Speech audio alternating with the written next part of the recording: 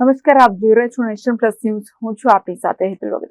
અરવલ્લીમાં ગુજરાત સરકાર આયોજિત જિલ્લા કક્ષાનો ICDS દ્વારા પોષણ ઉત્સવ ઉજવાશે.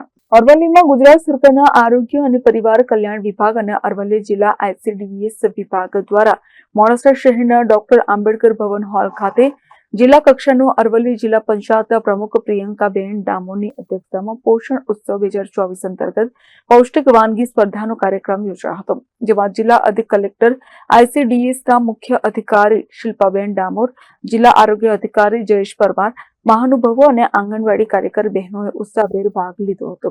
જિલ્લાના 6 તાલુકા ઘટકના બહેનોએ કાર્યક્રમ સ્થળે વાનગી સ્ટોલ ઉભા કરીને વિવિધ વાનગી પ્રદર્શિત કરી હતી, જેનું નિરીક્ષકો દ્વારા મૂલ્યાંકન કરવામાં આવ્યું હતું.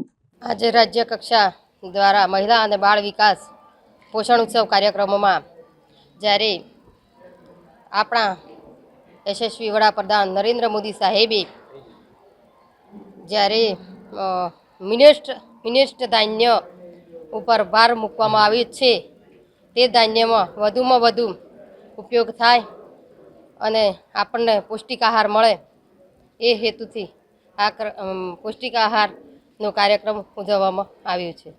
સેજા કક્ષાએ જે પહેલો, બીજો, ત્રીજો નંબર હોય એ ઘટક કક્ષાએ આવ્યા અને ઘટક કક્ષાએ જે પહેલો, બીજો, ત્રીજો નંબર આવ્યો હોય એ જિલ્લા કક્ષાએ આવ્યા. એ રીતે ટોટલ 76 વાનગીઓ છે, જે મિલેટ્સ, જે શ્રી અન્ન કહીએ છીએ, તે 4 જે બાલ શક્તિ, માતૃશક્તિ અને પૂર્ણશક્તિમાંથી બનતી વિવિધ વાનગીઓ અને સાથે આપણા વડાપ્રધાન શ્રી દ્વારા જે સરગવાના ઉપયોગ પર ભાર આપવા માટે જણાવેલું છે, તો એનો પણ પ્રચાર પ્રસાર થાય અને રોજિંદા જીવનમાં છેવાડાના લોકો સુધી એની ઉપયોગિતા વધે અને એના ફાયદા વધે, એ માટે થઈ અને આપણી વિવિધ વાનગીઓમાં સરગવાનો પણ ઉપયોગ કર્યો છે.